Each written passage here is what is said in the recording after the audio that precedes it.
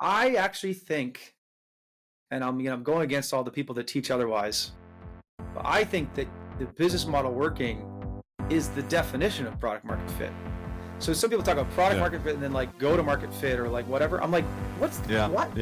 Product channel fit or go to market fit. There's already market in product market fit. Like, we don't need to invent a new concept called go to market fit. If you don't have unit economics that work, you don't have product market fit. I'm sorry.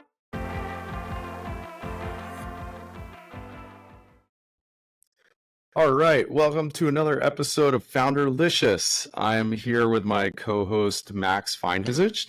Hi, everyone.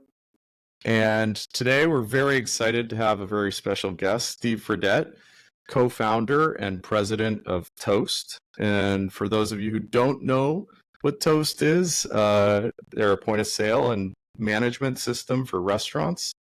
They started in 2012 and IPO'd in 2021. They are now trading at just under about 13 billion in market cap. And before that, Steve started off at his career at Endeca, where he started out doing programming and went into tech management there.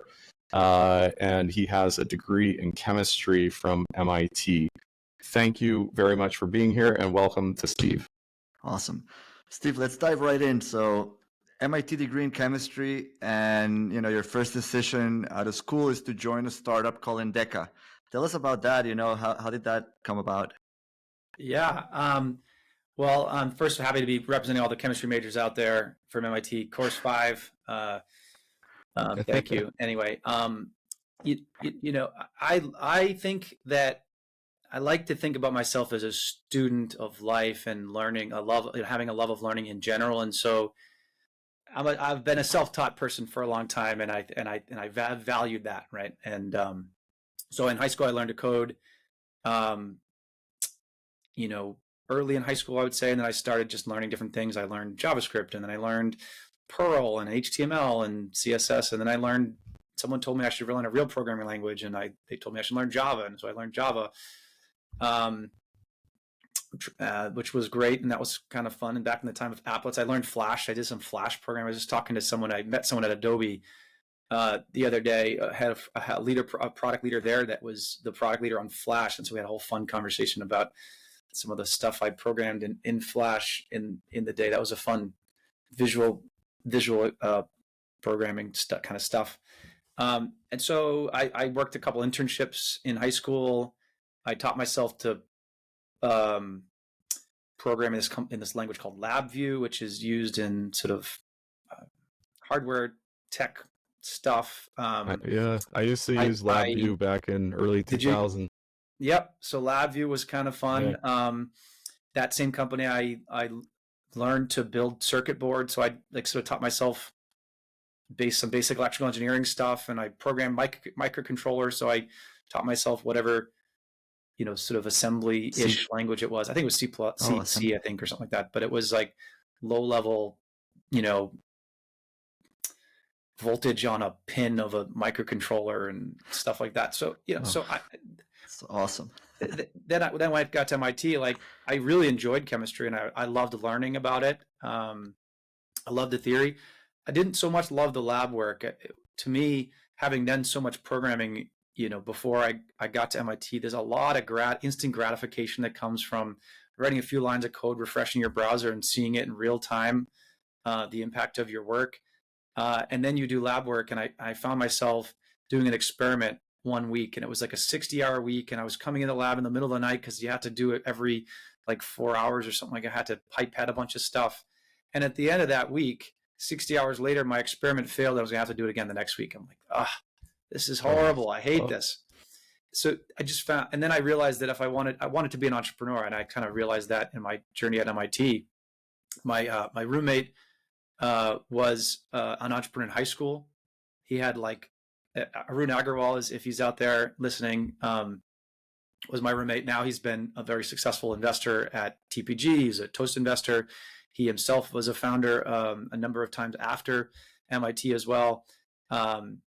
But he got me this entrepreneur bug because he had been this entrepreneur in high school and was telling me these stories about how he had people working for him. This is pre-Zoom, of course, right?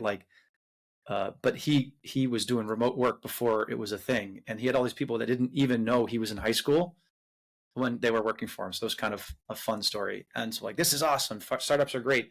And him and I and my friend Paul Weiner also built this competitor to Facebook while we were at MIT.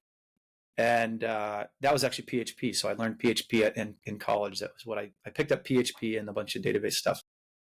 MySQL, I think it was. And we built this. It wasn't even a Facebook clone, by the way. It was a Friendster, MySpace sort of mashup. We called our website wickedparty.com, which was I now consider it a lesson in branding because it was such a horrible name. But being in Boston, Wicked was sort of a New England Boston word. We were a little bit too focused on partying at the time, maybe in college. We wanted to create a website to connect us to all the other colleges in Boston because we didn't think MIT people were cool.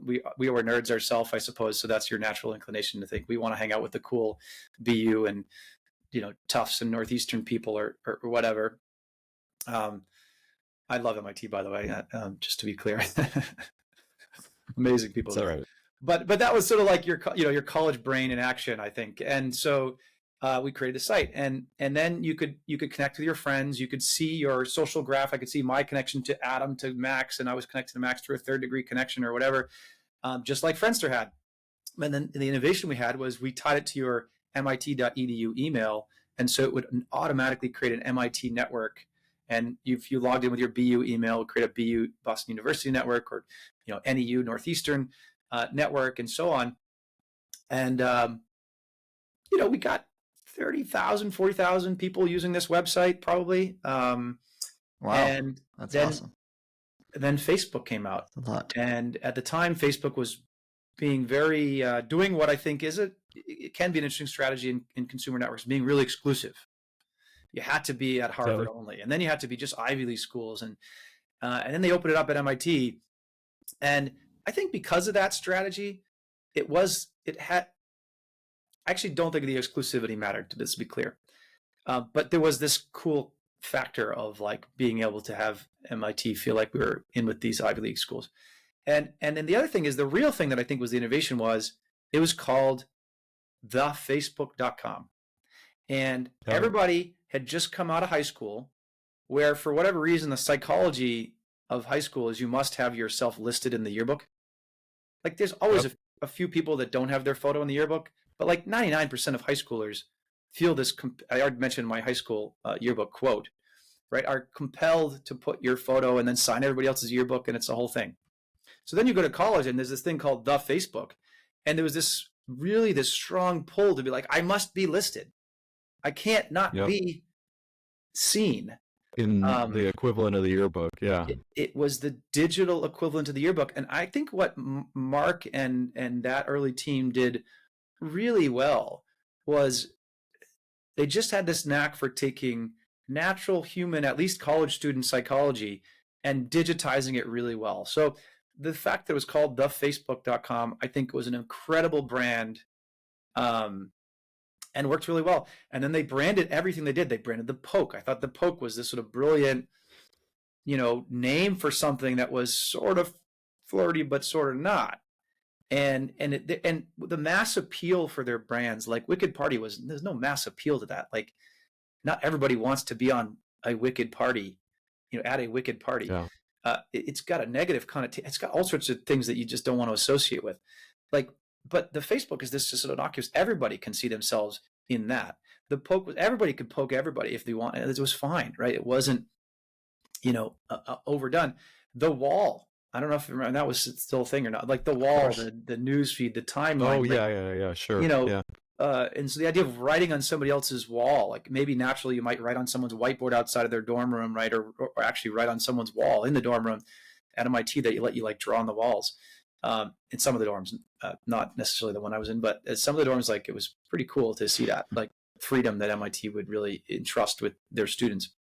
I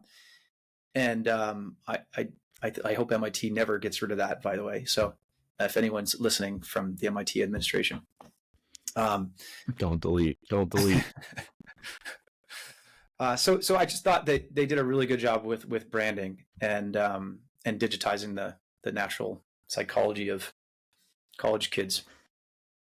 That's amazing. But so Endeca is a little bit of a leap, right? Like enterprise play, very different world than the consumer stuff you had worked on while at MIT. Yeah, but at that point we knew we want, like at that point, like I said, as I wanted to be an entrepreneur, and I knew tech was the right thing. I didn't like lab work. Tech was fast paced. I did want to start a company, but I looked at like the alternative if I wanted to do that in chemistry was go get a PhD, spend 5-6 years doing that, and then this is in my head literally how I thought about it. I'm like, I'm going to spend 6 years in a PhD program, then I'm going to have to go start a company, then I'm going to have to spend 5 to 10, then I'm going to spend 5 years to develop something, then I'm going to spend another 5 to 10 years to get FDA approval or whatever you call it. Like I was a little impatient. I was a college student, definitely impatient. Seeing that it took Toast from 2011, 2012 to 2024, and here we are. Like it takes a long time to build a company, at the scale and size we are, and pharmaceutical companies, drug companies, like life science companies in general, can be very, very impactful, very, very meaningful to the world, very large as a result in terms of their own market cap and size. And maybe wouldn't have taken that much longer than the amount of time it took us to build Toast. But like at the time, you don't think that way either. Again, college student brain, you're impatient. You want to go faster. And so to me, I was like, I'm going to do tech. And then Arun worked at Endeca the summer before my senior year. He had gotten to know Steve Papa, the co-founder there, well, because Steve had hired him. He reached out to Steve in the first place to get that internship. And he came back from that summer just like, hey, this company's amazing. Steve Papa's this brilliant entrepreneur. I'm learning so much from him. You just got to work here. And he's like, okay, well, great. Like, I want to be an entrepreneur. This is a tech company. I can work there now. So I started working there 25 hours a week, my first semester senior year. And then I realized I was learning more from working at Endeca than I was from any of the classes that I was taking at MIT. Now, it's not to say that those weren't good classes, but it was more like what I was learning there was more theoretical, more academic, more chemistry. I wasn't trying to do chemistry anymore. And so I was like, I don't need to. I was working towards a bio degree, actually. I was going to try to double major in biology and chemistry. I'm like, I don't need a biology degree. I'm happy to give that up if I can learn as much as I'm learning at Endeca about how to actually work with teams and work with people and build products and get them to market and work with customers and work with leadership and how does, all those types of things that you were learning were like, this is amazing. This is what I need to do. So I didn't drop out of MIT because I had enough credits to graduate, but I dropped my biology degree. And my second semester, I took no classes, but I hadn't finished my PE requirement. And so 2 days a week, I'd leave the office and it'd be like 11 o'clock in the morning. It happened to be when I could get this PE class. And people were like, where are you going? I'm like, I got to go to PE. I'm like, what are you talking about? PE? Like, yeah, I still do want to graduate. And really, if it's only going to take me a couple hours a week for, a few months to get my PE requirement done, I'm going to do that. So yeah, my second semester, I worked full-time in Endeca, and it was an awesome education. And working with Steve, working with the really talented team there. I've often told entrepreneurs it's really valuable to work at a company like that. It was growing 100% a year. The team was growing really fast. There's a lot of chaos that comes from a startup environment. And importantly, I got to see what the inside of a successful company looked like. Endeca sold for $1 billion to Oracle in 2011. It had brilliant people. Like, you got to work with people that set the bar, a culture that set the bar, and a company that was ultimately had a lot of success and grew at that sort of hyperscale pace. And knowing what that looked like on the inside allowed me to, as I was exploring other ideas, quickly dismiss and stop working on those that just didn't match that pattern of success. And so I think that was, I jumped into Endeca full 2 feet head first because it was just this amazing opportunity to work at such a high growth, fast paced company with really talented people. And I learned a ton along the way. And I think had I not done that, that was really the foundation for me that created, I think, a lot of success and as a learning environment. And then the network it created.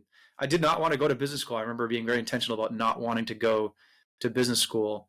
And I think, by the way, had I gone to business school, it would have been quite valuable. And so not to dismiss the value that you get out of that education. Again, I was just impatient. And I'm like, I'm a self-taught person. And so like, I'm just going to figure out what I would get out of business school, which, in my head was the network, the brand name, and the education. And I'll try to get those things myself. So I started reading all these books about accounting and finance and strategy. And so just started reading as much as I could. Started reading startup blogs as much as I could about entrepreneurship. And I started networking. I started trying to meet venture capitalists. I started trying to go to all the entrepreneur meetup events in the Boston area that I could. And I started thinking about networking inside of Endeca too. I'm like, this is the network I need. I don't need it's nice to know all the people that ended up graduating from business school and going off and doing amazing things. That is definitely helpful in its own right. But for me, wanting to start a company and be an entrepreneur, like 500 people at Endeca, probably 1,000 because people are coming and going that are in the tech entrepreneurship ecosystem, became really valuable to me as an entrepreneur. If I look at some of the early hires at Toast, they were all former Endeca people, or like 90% were. And so that network and the advisors that I got, Steve Papa was our first advisor, and then he was practically a co-founder of Toast. He was involved on day one when we incorporated. He was an advisor, and then he invested in multiple 3 rounds basically before we ended up raising from Bessemer. So, that network for all sorts of reasons was super valuable. Yeah. So we definitely want to talk more about, as you were getting Toast started. But before we get there, just coming back to the Endeca's experience for a second, you just described, as you said, a hyper-scaling company, super successful, billion-dollar exit. A lot of people would have been 100% focused on that. One thing that caught our attention was you actually started a startup on the side while you were going through that, or maybe it was a project, I don't know how you would describe it, but while you were going through that hyperscaling, which I don't know, stood out as maybe a little unusual. You were super early on the mobile stuff, both at Endeca, but also this startup, one of the first apps in the iPhone, first 1,000 apps, I think. Why did you start that company? Or maybe it was more of a project. Is that something you'd recommend to people? How did you have the bandwidth to do it? All that kind of thing. Well,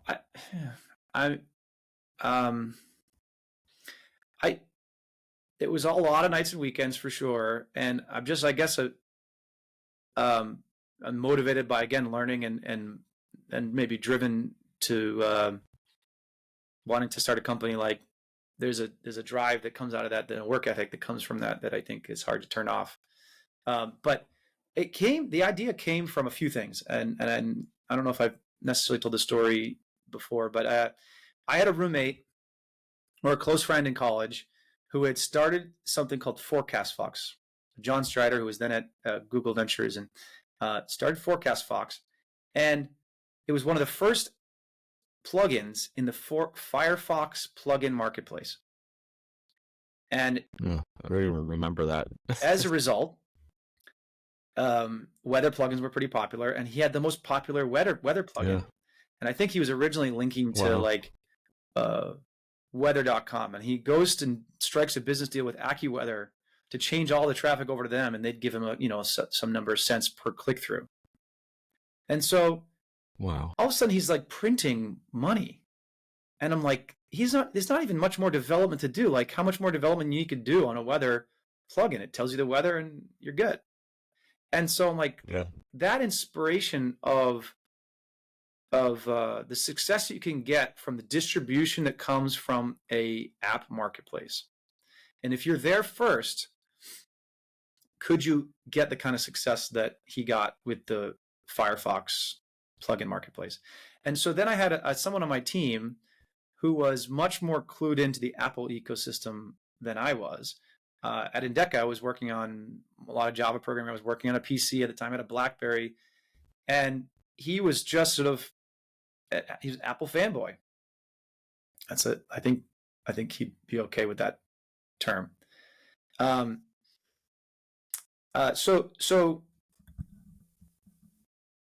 when he told me that the App Store was coming out on the iPhone, I'm like, that's going to be big. And I kind of had the same, I knew that because I had plenty of conversations with my friend John about the Forecast Fox plugin. So I think entrepreneurs, a lot of times, people ask me, what's the brilliant idea? What's the spark? And I'm at the end of the day, like, you're always kind of building off some ideas from people in the, before you, right? Like, everybody's just, inspiration comes from things like that, as an example. Yeah. And so that was all it took to say, okay, I'm going to learn how to code to build iPhone apps. And then I know it was just something to learn. So I bought a Mac. I still had a BlackBerry. I did not have an iPhone. I was just using the simulator at the time. And I started building iPhone apps. And I built this one for Flickr and had a ton of fun building it. And we launched it again.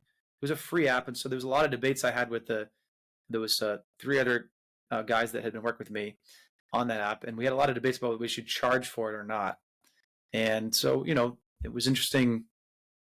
Ultimately, it was a founding team that people say that things that kill startups are founder divorce. I think that maybe that was an example, like where, we didn't all see eye to eye, and on something pretty important, which in this case was about how do you monetize this thing, and was monetization even important? One of our, members like just didn't believe in monetizing stuff. Like, okay, well that's not really going to work. I want to build a business. But we now had one of the first apps on the App Store, and we had our name on it as a developer. And so other people started approaching us saying, can you build us an app? And it was like, wait, you're going to pay me how much? That much an hour? Like, wow. Didn't think I was that valuable. So like, I can't pass that up. And so we started just like doing consulting nights and weekends on the side. And we never, we learned a lot about how to think about some of that stuff, got into some really interesting situations that, did some interesting deals when we built some apps that were like share of revenue or, things like that. And you realize how important structuring the right business deal is, and how important the relationship you have with that other side of that is. And we learned a lot from the mistakes that we made in building a few apps that weren't necessarily, just pay for the hours that we put in as a consulting company. There was some, start thinking, well, how do I recover money when this vendor's not actually going to pay me? And do I get lawyers involved? And like, you actually learn a lot of things about business from just failing and getting yourself stuck in some sticky situations. So that was really interesting for us. And then we ended up building a couple apps for e-commerce retailers, which was the big business that Endeca was in. We had 42 of the top 100 retailers using our search and guided navigation and merchandising engine. And so we went to Steve Papa and said, hey, we think we should build this company to build mobile apps for retailers. And we're going to go, leave Endeca and do that. And he ended up convincing us, like, well, why would you do that? Like, don't you think that would be easier to build here? He's like, you'll get to be an entrepreneur inside Endeca. You won't have to worry about HR and, G&A and all this stuff that's like, it is real work to build, but like isn't your, the thing that's most important about finding product market fit, right? Or working with customers or scaling revenue and so on. It's like, you're going to get to learn all those things that an entrepreneur really is the most important that you learn without having to worry about everything else. And by the way, you'll get access to the customers that we have, the brand that we have. And so we did that. That was a huge lesson. Very smart move by Steve. Smart move by Steve, but it was a huge lesson for us in vertical, the power of a vertical company, because we sold $10 million worth of software in like a couple of years. Wow. And that's because Toast already had a distribution channel, already had a brand.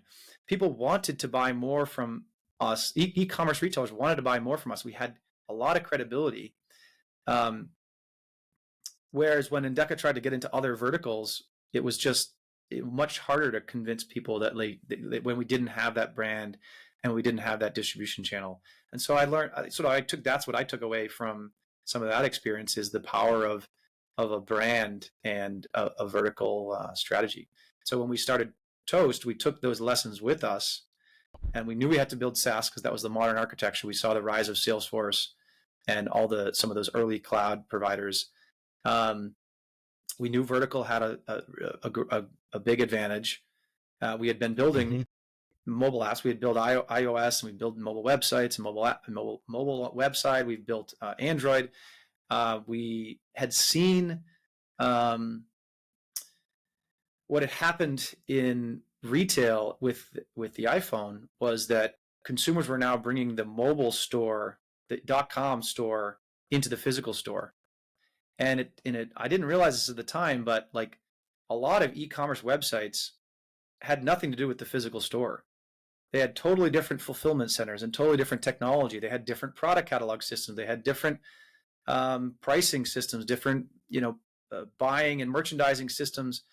And so all of a sudden, people are like, wait a second, why is the price different online than it is in the store? Why can't I buy it online? I can't buy it in the store. Why can I buy it in the store? I can't buy it online. Like, why can't I buy it online and return it in the store? All these different things. And so the iPhone and mobile phones, smartphones that started building apps and websites that were now being brought into the store caused the retailers to have to completely rethink their technology strategy and merge all their IT systems so that there was one system for inventory, one system for pricing, one system for merchandising, and et cetera. And so we had a firsthand look into that. And we by doing mobile apps, we also had to go from just the search and browse experience and merchandise experience that Endeca was known for. We had to start building the whole product catalog. We had to start building the shopping cart. We had to start building the payments engine to integrate to payments to take the payment. And so we started just doing a lot more of the whole stack, and we had to we had to do that just both for digital and think about what that meant for the point of sale. And so that experience, after we were acquired by Oracle, and now it was the time for us to start our own thing, really became the foundation for Toast. And we said, like, well, we know how to build the whole mobile commerce experience, and we know that the future is omni-channel. You have to be both digital and in store at the POS. And so we knew a lot about a bunch of stuff about POS at that point, and it was just a matter of whether we could build it. I remember I bought a cash drawer and a Epson printer, and they were sitting on my table like the holiday time, 2011, and I never really did anything with it. I was still working at Oracle, and at the same time, we sort of thought POS would be really hard to build, and so we pivoted away from. You launched Toast without the point of sale, right? You launched as a mobile app. That's right, because we thought POS would be too hard. Also, I would say we had sort of this maybe chip on our shoulder that, like, consumer companies were cooler than B2B companies, right? And like Silicon Valley had all the consumer companies, and we wanted to like make Boston cooler than Silicon Valley, and so that meant we had to build a consumer company. So we okay, well, POS, that's fine, we know that space, but like that's going to be a really slow thing to get restaurants to swap out the POS systems like it's doing heart surgery. So okay, well, let's do something that allows us to grow the consumer side of the business faster. And we felt like maybe mobile payments was that thing. And in part, we were influenced by Groupon, who had scaled really fast in restaurants, and this company Level Up, which I think if you're from the Boston area, you would probably know about it because they were very successful in doing mobile loyalty and payment for many thousands of merchants, and I think they got to maybe 1 million consumers or something like that as well. Yeah, they sold to Citi, right? They sold to Grubhub, I believe, yeah. Grubhub, okay. And we had gotten to know them. That's actually how we had sort of gotten to know Rich Miner, who was the Android founder and the Google Ventures partner that invested in our in Toast at the Series B. So we had seen their success in doing mobile payments for restaurants. We'd seen Groupon, and we said, well, let's combine those two models, but let's do it for full service restaurants because Level Up was more for counter service restaurants, and let's add this social element because Groupon's vouchers were actually not good for restaurants. I think that's what restaurants ended up finding, right? Like you can't give away 70% of the revenue, and then like people aren't actually coming back. The whole premise was that they would come back, they'd try their food, and then they'd come back. Problem is they didn't come back. They just go on to the next voucher at the next place. They were like, it attracted deal hunters more than it attracted loyal customers. And so we said, well, maybe you can use this social graph of Facebook where people like are, influenced by, who you're most influenced by when you're looking for a restaurant reservation? Well, your friends. What do they friends say? That's good. You're going to go there. And so we thought maybe we could leverage people to like share their food on social, and then that would be and we could give away a 20% discount into this instead of a 70% discount. And then you could redeem it with this mobile payments thing. Like, so we mashed up those two ideas and then built that as the first launch of the Toast Tab app. And it was just didn't work. Yeah, so I mean, talk about that. So it was way more focused than what Toast ended up being. And a lot of the advice that you get as an entrepreneur is focus, and you did that and it didn't work. So then you expanded, and the Toast product became quite substantial, point of sale, all these things that initially you didn't want to build. And a lot of people would probably, I don't know, maybe they were advising you, hey, this is a bad idea. I don't know. But certainly that would be more typical advice, is like, just focus, do one thing really well. You don't have the bandwidth as a young company to take all this on. How did you guys navigate that? Well, I think we ended up being pretty focused on point of sale. Yeah. After we found that mobile payments didn't work, we had been now talking to restaurateurs. We've been going door to door to try to sell this thing. And we'd implemented it at one restaurant. We got to know the management team at that restaurant pretty well. And we got to know a few other restaurant managers that were close to deploying it pretty well as well. So a few different other owners that we had now sort of on speed dial. And as we were talking to them, we realized that, well, first of all, we had integrated to the POS at the location that we had piloted and found that it was really hard to integrate with. So we sort of now had first-hand knowledge of just the sort of how old some of these systems were. And we had talked to the restaurant owner and how expensive the systems were. It was like $40,000 to install that system. And we had been thinking about, Wow. maybe we'd charge $50 a month. So $40,000, dollars, seeing dollar signs, like, wow, like that's a category that restaurants are spending real money on. And it's a technology that's outdated, and it's holding the world back from a better consumer experience. Maybe we should just build that. And so pretty quickly, we explored a few other things. We explored waitlists, we explored reservations. We found that reservations was something that we thought, there was too strong a network effect that OpenTable had to sort of go into that space. Waitlist, we were just a little bit late in that market. There was a few players that had been growing really fast. One, I think, got acquired by Yelp, and but there was 2 or 3 players in that space that had grown very fast. And so, but we built a waitlist. So we built a simple waitlist system as well. And then in parallel, my co-founder John was working on those 2 pieces, reservations and waitlists, and I had started to go back to that cash drawer and printer that was on my table at home and to see if I could get them to work. And so I think I'd also bought like an audio jack credit card reader, and I was tinkering around with that, and I was able to get I remember that was like this sort of, that was probably that epiphany moment, if you have one, when you got the printer to print something and you got the cash drawer to open and you were able to decrypt, and I was able to decrypt the jumbles of whatever encryption that was coming off that card reader. I didn't know anything about encryption, so somehow I got it to work. We were software people, not hardware people. So, you were printing this printer using like binary square waves, or like, not, I don't know, square waves. Yeah. But like, it was just this old school stuff. Wow.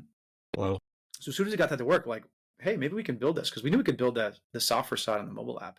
But you're absolutely right. We had people advise us that this was crazy. And in many ways they were right. There was another company that had been focused on restaurants at the time. Phil Beauregard, shout out to Phil, was very helpful to us in the early days, advising us, because he had been in the restaurant industry software space for a while now. And I remember Steve Papa reaching out to him and saying, what do you think of these guys? They're trying to build point of sale. Phil's like, point of sale? Like, this is a 25-year-old technology. It's going to take them 5 years to build anything that restaurants are going to want to use. Yeah. And he wasn't entirely wrong, because it's we're a decade in and we're still building POS features. It's like and no product's ever done, and so there's an element of that's the case. But when you go into a space that is dominated by someone who's been in business for 25 years, it is inevitable that there's hundreds of thousands of features to build. And so we've been building 1,000 little restaurant features, over the past decade. And the thing though is early what was where he wasn't necessarily right, or maybe he was, and we just happen to be hackers. I remember Steve Papa saying, you know what, he's probably right, but if there's any team that can build at the speed that, and build as many features as they're going to need to build, it's these guys. We were not the strongest engineers. I was a chemistry major, and to this day my code's it's okay, but I could build faster than anyone. And at Endeca, I was started off on a team that was not a core programming team. It was like I was a sales engineer for a while, and one thing you learn as a sales engineer is how to go code demos as fast as possible, because you literally go into these multi 2-day, 3-day, whatever cycles where you're on site with a customer and you need to produce a demo at the end of it.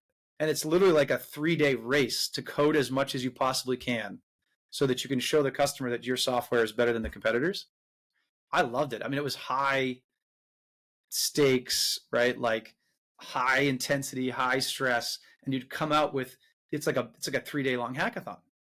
You'd come out 3 days later with this brilliant demo. You'd win the deal. I mean, it was just like this high from winning of doing that. But you learned how to hack when you're a sales engineer. You learn how to hack, and so my experience was was such that I wasn't necessarily an engineer that was going to build things with super sophisticated architecture and scalability, but I could build things really fast. And so if build 1,000 features, build 100 features to get in the door. Steve Papa knew that about us as a co-founding team. And he's like, okay, well, Phil's probably right, but if anyone can build quickly, it's these guys. So one, we built quickly, and two, when you're in a space where you can create a lot of outsized value through some sort of disruptive technology wave, it turns out customers will overlook a lot of gaps. So we talk a lot about NPS as a company. I'm sure many product company leaders will think a little bit of what they have an opinion upon NPS. A lot of people hate the methodology for good reasons, but the NPS tracks the percentage of promoters, people that score you 9 and 10, minus the percentage of detractors, people that score you 0 through 6. And I think the methodology often has you focus a lot more on detractors, because detractors are telling you all the things that are wrong with your product. Most people will never tell you what that you should build in order to make them promoters. You have to discover that yourself. If you read all the comments, you can find all the things wrong with your product, but people will tell you why what you already built was great and makes them happy. You'll see like, I love this, but they won't tell you what you can build next to make them happy. They're not telling you, if you just built this for me, I'd be a promoter and I wouldn't care about all those stuff that sucks about your product. So like the signal from NPS tends to cause companies to focus almost exclusively on the detractors, which is fine. But that to me is working towards the forces of what I call the force of commoditization. I want it to be cheaper, easier to use, and I want it to be more reliable or better, right? And it's important that you don't ignore those forces, because you don't want someone to beat you to that. Like, so you got to make things continuously easier to use. You got to lower your cost structure, and you got to make things more reliable. But you're not going to innovate. Innovation, on the other hand, is something that nobody's asking you to do. And so when we came into the market, we were mobile first. We were on tablets. Nobody wanted something on tablets. They were like, I want the old Micros machine that's a Windows, Intel system. And we're like, yeah, that device costs you $4,000. Yeah, but it does, it works all the time. I'm like, fair enough. But they do like lower price. So they don't tell you they want tablets, and tablets are low quality at the time. It's classic low end disruption. This consumer tablets that we started with were horrible. In fact, it's the reason why Android has won. Even though iPad build quality was a lot higher than the original Android tablets that you would buy, which were designed for a lower price point, to their credit. They were iPads still aren't good enough for the rigors of a restaurant environment.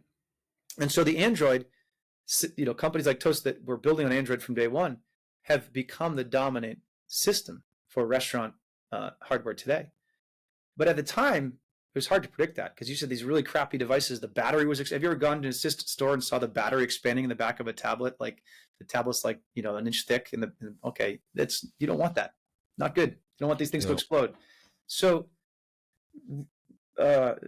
we were kind of crappier from a hardware perspective. So nobody was telling us to do that. Software as a service, in fact, was scary to people. And for good reason. If the internet goes down, you still need to be able to take an order. So offline mode is not something that your traditional SaaS company had to think about. But we did.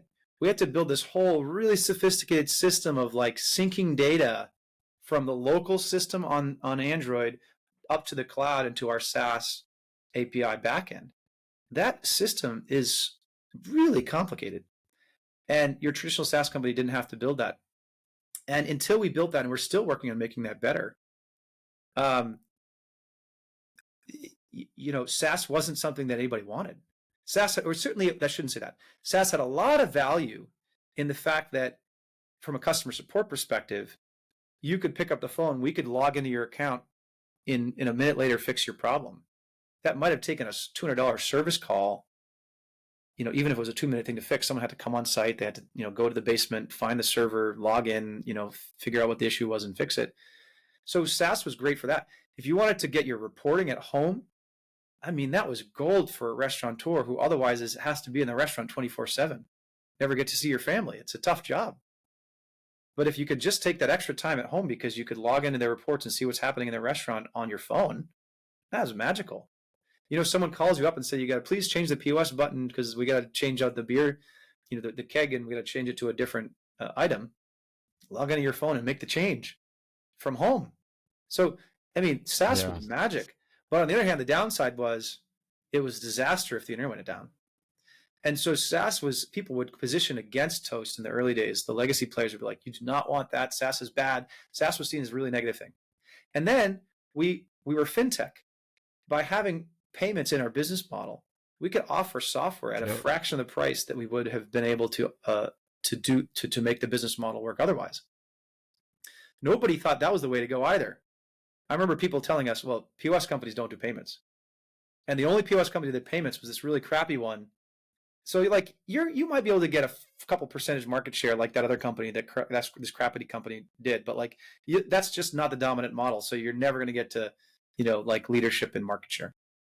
People told us that, and so that was just not the model. The model was the payment processors did the payments. They provided the leads to the POS vendors. So if you were not going to do processing, you were going to lose all the leads. They're critical, as go to market's critical. And if that's where all the leads come from, we were at a significant disadvantage from all of the POS players that did not do payments. They had a huge head start on us. And until we were able to show that our business model worked better and then raise a lot more money and then actually we were quite aggressive in our fundraising. It wasn't just that people wanted to give us more money. We went out and got it. It was very strategic to do that. We knew we were competing against people with distribution channel that was much larger than ours. And so if we didn't raise as much money as we possibly could and really push ourselves to the limits, we couldn't hire a big enough sales team fast enough to compete. So we were quite intentional about doing that, even though it made some of my co-founders nervous that we were like increasing the pref stack and we were like burning really hot. And by the way, we were burning pretty hot, like raising money every 12 months. And, pandemic comes along and that was a tough position to be in when you were sort of on that treadmill of raising capital at that pace and velocity. So, but it was very strategic. It was very strategic and it was very thoughtful because we knew we were competing against people that had this payments business model that we didn't have. So like we were able, because we had mobile and because we had software as a service and because we had fintech as a business model of the future, we were able to provide something that was 10x better, 5x, whatever, however, multiples better than the status quo. And our customers were willing to overlook many, many, many, many, many gaps that we've now closed over time. But, so anyway, that's, you really need to be at the intersection of at least one, if not three technology waves. And we were at the intersection of three, and I think that's a big part of why we were successful. This is incredible. I think, as we track back from, the MIT hacking culture, which kind of in a way matured at Endeca, where you had to build all these prototypes. So you were able to like prototype, really quickly, come out with these features to find out what is it that these restaurateurs would value. And then I think the confluence of this, three forces, right? SaaS, mobile, and the fact that you chose the fintech. Would you say that's the biggest unlock? Because somehow it put you in a different path, right? I guess let's throw in there the VC money being available, right? Because we're in a different world right now. But back then, VC money was available. But then you had probably a much higher CAC, but also a much higher LTV because you were actually making a bunch of money from that payments and POS that you had built. So you were kind of competing in a different axis than every other competitor. Because if somebody came to me and said, hey, I want to start a company in the restaurant industry, first thing is like, oh, I'm not sure. It's very competitive, very hard. But you were not playing by the same rules, right? In a way, you kind of stepped out of the normal path. Is that fair? I tell a lot of entrepreneurs now that it's the best business model that wins. And I really believe that that is true. Because the best business model gets the most capital behind it. And sort of capital is a mechanism, even internally, when I think about our own budget cycles every year. The best product that has the most traction and the easiest to sell and all sorts of other things, like that's the product that we put more money behind.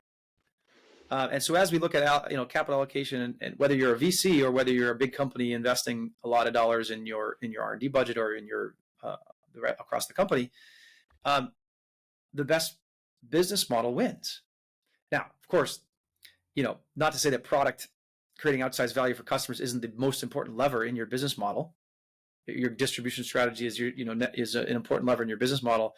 So there's a lot of things that go into creating a business model that has efficient unit economics. But a lot of people, it's easy to be a first-time entrepreneur and just think, well, if you're coming from a product background like we were, what we felt at the time was, oh, you just got to build a great product. Yeah, you got to work backwards from the business model. The product is your biggest lever, but like if you don't have great unit economics, you're not going to win. So understand your unit economics. And same thing for people from a sales background. Actually, the opposite thing happens sometimes. And we have made this mistake at Endeca. In fact, not Endeca, at Toast, because we sort of got into product market fit so early and most of our history was just scale. We had a little bit of this bias to think that the most important thing to do was just simply pursue growth. And we've started many new products for which we've made the mistake to focus mostly just on brute force getting to like 1,000 customers or getting to 1 million ARR or getting to 5 million ARR or something like that. And because at our experience at Toast so far was that like growth and going as fast as we can was what we needed to spend most of our time doing. But that's only the case because we had really strong product market fit and unit economics from as soon as we pivoted to POS. So we never had the problem of unit economics that didn't work. But it turns out that most startups have the problem of unit economics that don't work. And so it's most important to understand that your unit economics don't work. You have to solve for that first. You have to be in exploration mode, not in scale mode. And so Toast has made the mistake on new products where we didn't stay in exploration mode for long enough, or we put people on those products that knew how to scale but didn't know how to explore, or who felt like it was time to scale and not continued to be time to explore because they just had too much conviction that their product was going to work. And people can get in trouble too because they're chasing it. It's really easy to get into trouble and to make that mistake when you're chasing trends. Well, so we're behind, and all these other companies are raising all this money, and the hot space of the time. Plenty of product categories that we've sort of thought about were sort of this hot category, and you just assume because everybody else seems to be having all this success that there's product market fit there for you, but it's not always the case. And so we prematurely pursued scale and go to market and pushed on the sort of top line revenue side, and it's actually seldom, if your business model doesn't work, it's seldom that scale will somehow make it work. Yeah, is my experience, didn't right? work out. So I um, so I really think you have to find the business model that works early before you scale with a small amount of dollars, and that's how you have a lot of discipline in your innovation process. And we do that at Toast. So We do every new product we do that. We have a very disciplined process to start with a very small seed, to stay in exploration mode until we find product market fit and unit economics that are worth scaling. Okay, so the product market fit is a requirement. If I just can, pair it back to what I think you're saying, product market fit is a requirement. You guys got it really early on at Toast, but then the business model is going to determine whether or not you succeed, because the business model is going to either enable you to self-fund your go-to-market, or it's going to enable you to get the capital you need I to know fund this your is a debate. go-to-market. I actually think, and I'm going against all the people that teach otherwise, but I think that the business model working is the definition of product market fit. So some people talk about product market fit and then like go to market fit or like whatever. I'm like, what's what? Product channel fit like, or go to market there's fit. There's already market in product market fit. Like we don't need to invent a new concept called go to market fit. If you don't have unit economics that work, you don't have product market fit. I'm sorry.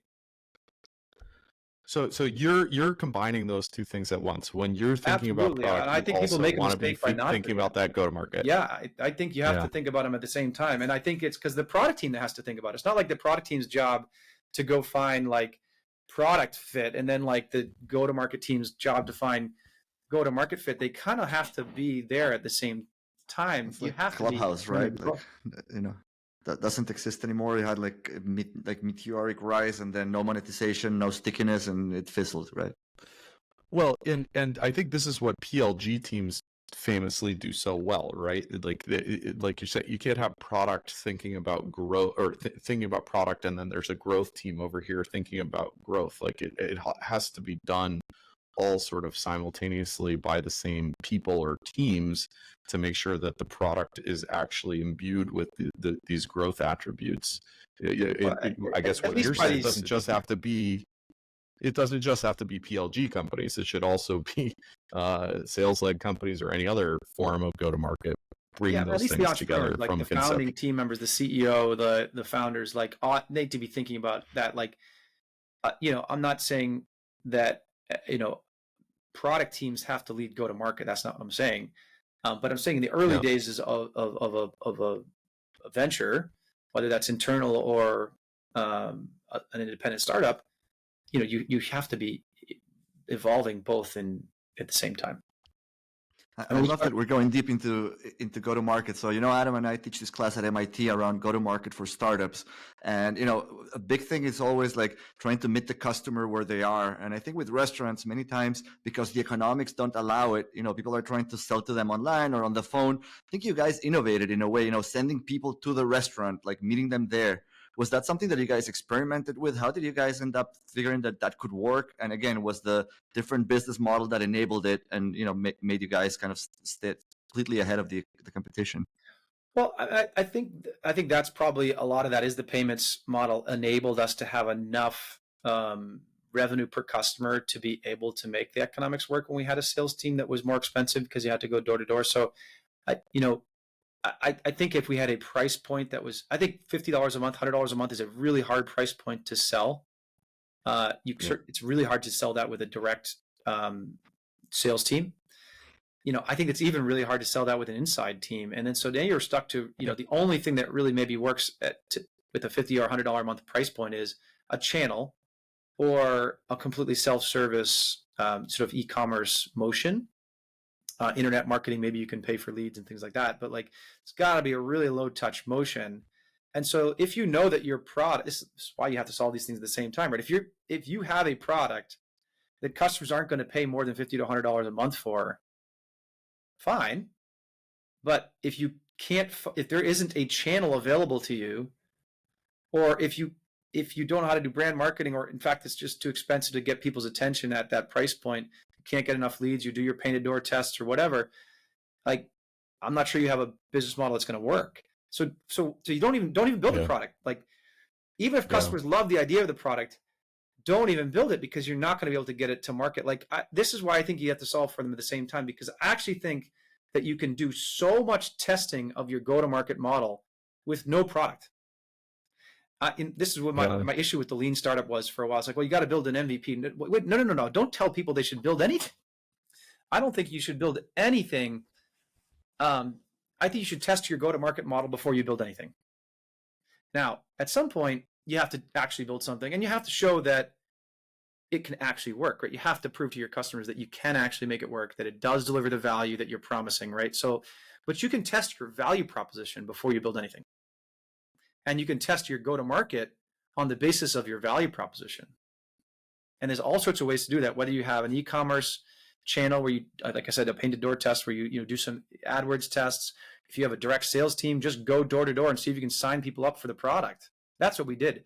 We had some advice from some VCs that said, you don't have enough traction, but if you don't have people actually using your product yet, maybe you can get people to come back with some letters of intent that say that they want to. So there was, we can go get 10 letters of intent.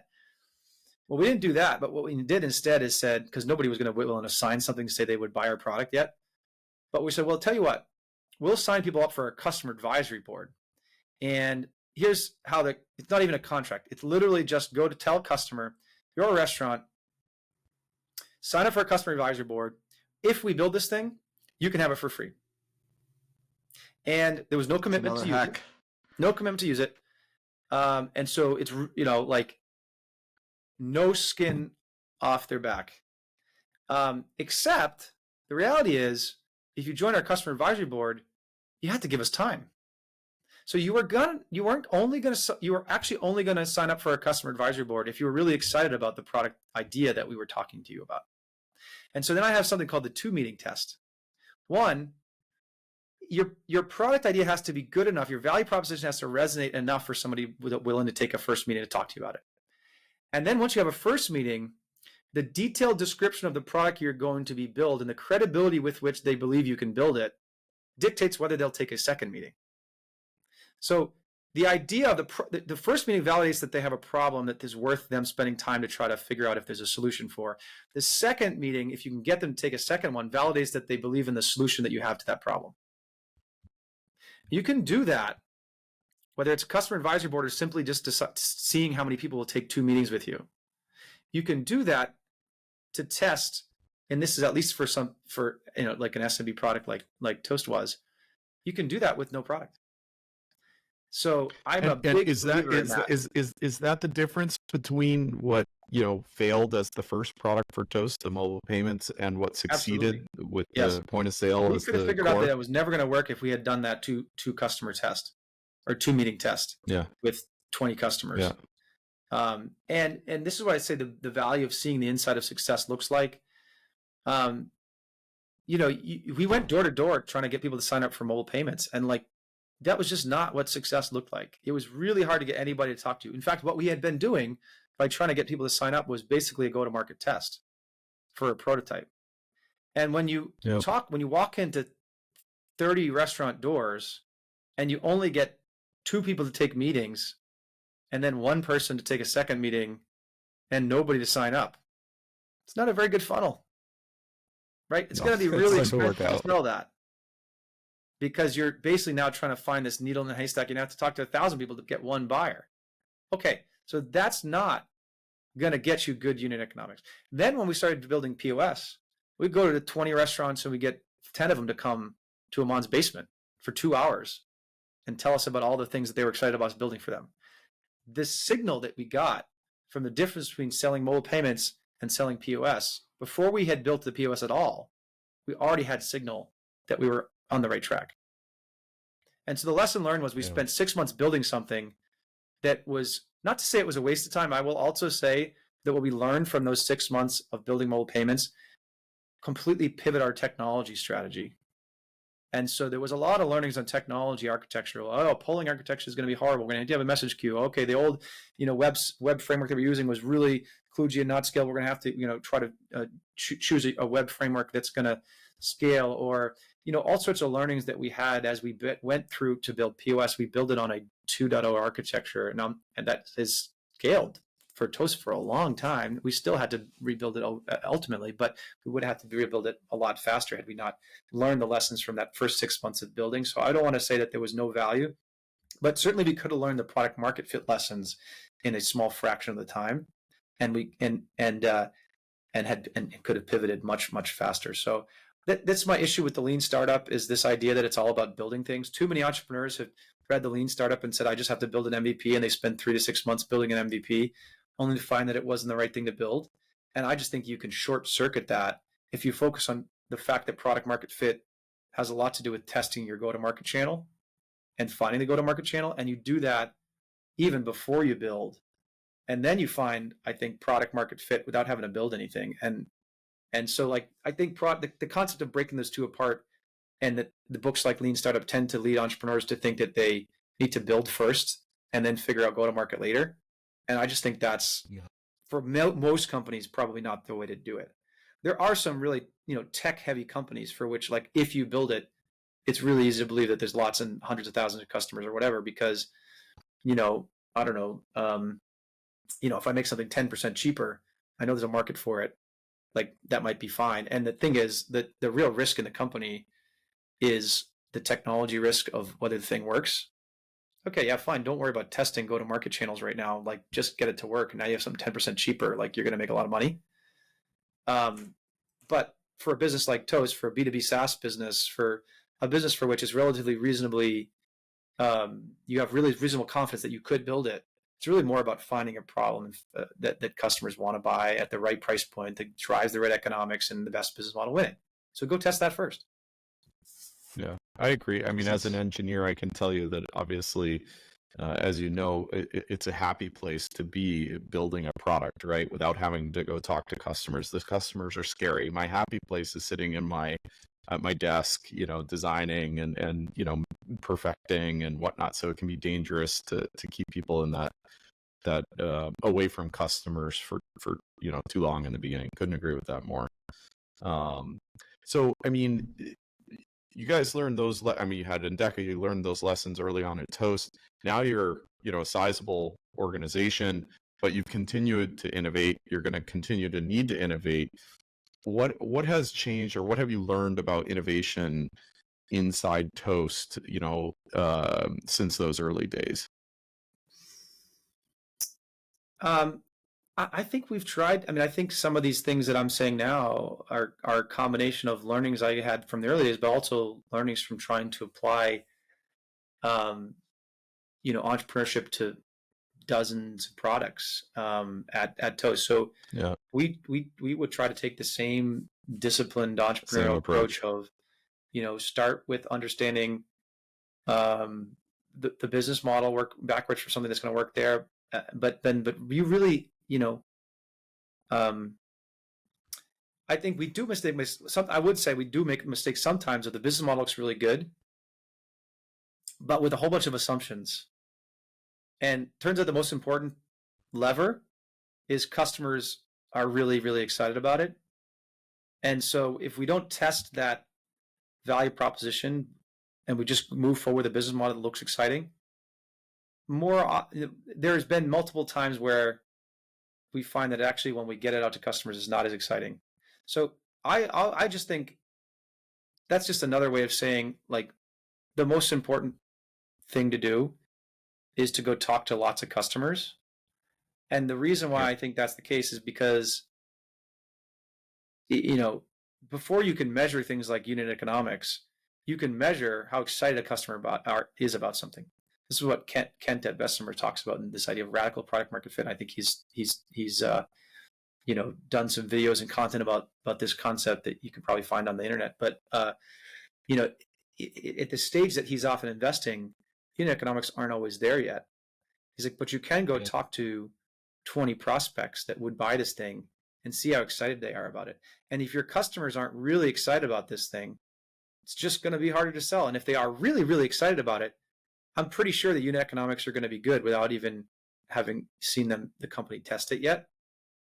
And so I think that, but again, you can test how excited someone is about something before you build it, right? So, like, the trick, I think, is not to get to worry too much about the fidelity of testing the model. And the most important thing to test really is the customer's excitement about it. But there's other times where the business model, even if customers are really excited about it, like you could give it away for free, they'll be really excited about it, right? So like, well, they still might not actually. That's the product test of seeing how much you can get people to adopt it if it's free, and people still won't do it, right? So like, okay, then there's still a real problem. You don't have enough value proposition, Yeah. um, but there are times where people are excited about it, but you're losing money. Like AI is a good example. AI is not free. I could find something today for which people might be pretty excited about it at a certain price point, but like I'm losing money on every single customer. And so like, and you better have a really good hypothesis that says the cost is going to come down a lot, or you're going to be able to somehow turn that customer, monetize in some other way. Yeah. Um, one thing, Steve, that sort of comes across very clearly in this conversation is your commitment or your ability to execute throughout your career at Endeca, at Toast. It seems to be sort of a very clear thread there. I'm wondering if you could talk about that. Like, do you have tips, tricks? How do you think about it? Culture, all those types of things. It seems to be important and a skill you clearly have. Well, I think that what I've learned is that surrounding yourself with the best people you can is just, and it ends up being the most important thing from an execution perspective. I mean, it sounds easy. Oh, hire a great team, and yeah, but it's not. It's like it's the messy part about people management and team management, having hard conversations, and being willing to make the tough decisions to exit someone when they're not the right fit, and to do that quickly. Um, there's I would say that's really important. Having very clear goals, though, like focus matters. You already mentioned focus. Like, one of the best things that we had is we told our sales team you can only sell to restaurants. Being a vertical company was valuable for focus, because it's not just that the product teams couldn't build things outside of that focus.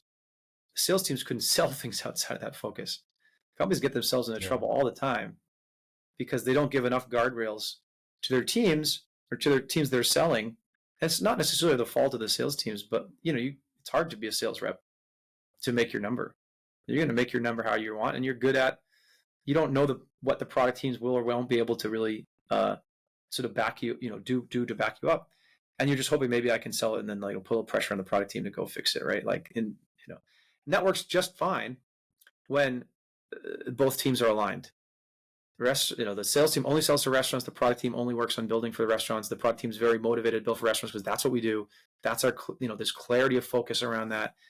And so I think we actually had quite a bit of clarity around of focus in the early days. We were only working on POS. That was the most important thing we were doing. We later added other products. But that was only, and we constantly have the debate, in fact, about are we working on too many products? Or should we work on fewer products in order to make sure that each of the products that we work on is the best it can be? And so we had focus early on, and we now continually have discussions about focus now.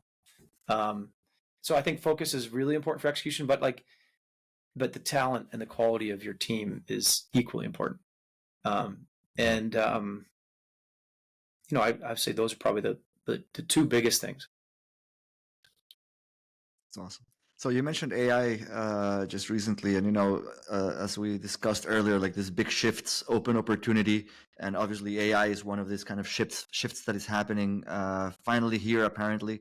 How do you think this is going to impact, startups as an industry, technology, restaurant industry? I mean, where do you kind of see at this different scales AI actually having a direct impact, and what's the time frame in your mind? Well, I think if I knew exactly the time frame and exactly where, I'd be making a lot of money investing in those things. But so I don't know. I don't have a crystal ball. I do believe that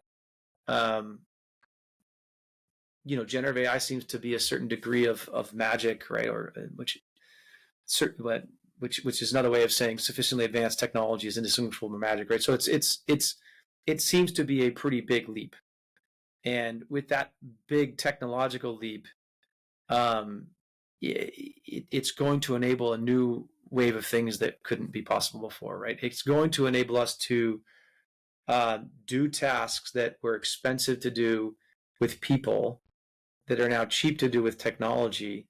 And anytime you take something, you make something 10%, 10x cheaper, right? 10% of the cost of something before, all of a sudden you discover whole new things to do with it. And so I think if this is an example where generative AI can now start to do things that had to be done with people at 10th of the price, I think that is going to unlock a ton of value. Um, I, I, I, I do think a little bit of the back of my mind says like, that's what the demo promises, but is the reality quite the same as the demo, right? So like Yeah. the demos make AI seem like it's, oh my gosh, it's at the human level of intelligence. So it starts to feel like you're really close to artificial general intelligence, right? Like we're really close to computers being smarter than us. I don't think the reality is there, and I think that as people start to try to apply it, you find that it's not as easy as the demos might make it seem. I don't think that doesn't mean that it's going to be quite meaningful. I mean, we see, in its early days, but like productivity, and by the way, productivity is a hard thing to measure in engineering, but you see to the measures that we can, like having a co-pilot for engineers makes them go faster. Yeah. People seem to be seeing anywhere from 10 to 15 or 30% more in productivity gains. Now, that's not small. We see with our support chatbot that AI is deflecting 30% of tickets. That's not small either. And it's again, it's still a pilot. It's still a handful. It's only 15% of our support volume. Okay, so what happens if that scales? Does it still stay 30%? But on the other hand, the AI that we have today is probably the least sophisticated that it will ever be. Right? It's only getting better. And so I think that the idea of in certain categories seeing 30% gains, we're already seeing them. And so I think that we will find more, and we will find a lot more areas where AI is making 30% gains and where it's making 300% gains. And so I just think it is looking like it's going to be quite a generational shift and quite disruptive. But people thought about that about Web3, and people thought that about classic AI as GPU costs were coming way down, and all of a sudden now computer vision was going up, and people were talking about self-driving cars and robotics and having the cost structure of software rather than the cost structure of hardware because the robots could see, right? And like I don't know if all of that's really played out at that. There was a lot of hype on classic AI 5-10 years ago. VR, like, has VR taken off yet? I mean, I don't know. I used I've used it once, and it was a cool little game thing. But like, none of us are really using VR goggles for work, or I don't know if there's a significant number of people are even replacing their their PS5s with it either, right? So like, I think it's still in that early days there too. It just hasn't materialized as fast as I think the technology world might have thought. So I think there's often people talk about that, technology hype curve. I think generative AI is still somewhere on that curve, and it may just take longer than we might all think. But I do believe that we're already seeing gains, and that we're just getting started in the value curve. So I sort of fully expect it. This is, I think, a bigger thing than Web3. I think it's turning out to be a bigger thing than that. I think it's probably turning out to be a bigger thing than some of the classic AI stuff that I just mentioned as well. So I think it'll be interesting to see the next 2-3 years play out and just how fast it's able to move. Awesome. All right. Well, thank you.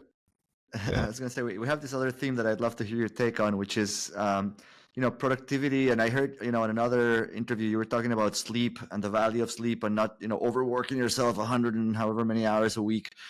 Any other rituals or tips that, you've seen work for you that other people can emulate? Obviously you mentioned focus, like surround yourself with an amazing team, but on the actual tactical stuff, anything you might want to share? Well, I don't know. I believe in deadlines. I believe in planning. Like, you know, it's hard to execute if you don't have a plan. And sometimes a deadline drives, you know, away the problem of overly focus on perfect being the enemy of good, right? Like, just get it done. Sometimes the 80% is better to spend 80% on 20% of your time on 80% um, of the output than it is to try to optimize for it being 100%. So deadlines kind of have a way of driving that. Now, things like technical debt pile up, so you got to be careful not to do too much of that. But I think a lot of times, we spend too much time on things trying to make them, perfect. And so, like, I think a deadline helps with that. I think a plan does too. Like, okay, if I get through the end of the year and I achieve this, that'll be great outcome. And it constantly then reminding yourself of, how am I doing against that plan? I'm like, oh, I'm behind. Okay, maybe I shouldn't spend, maybe I got to go faster, right? Like, and then you can set more deadlines, right? So, like, you can start to take that bigger picture plan. If you want to zoom out and you're a startup, like, make yourself, the 5-year master, the 10-year master plan. I like the master plan concept, but then definitely zoom in. What's the year? What do I need to do in the first year? What do I need to do the next month? And what do I need to do this week? And, I find myself not like I'm not like every week, every Monday morning, I'm going to do a to-do list. I don't find it that kind of a super structured routine is necessarily helpful, because it's not always changing every single week. But on a relative regular basis, I'm going back through my priorities for the year. I'm going back through my priorities for this month or quarter. I'm looking at what my to-dos were last time I wrote them down and seeing how much progress I've made on them, and then reassessing what my to-dos are going forward, and what's the most important thing. Because I think it's really easy to get stuck in the day-to-day of, like, I got a lot of meetings, or, people talk about, like, focusing on the important versus the urgent.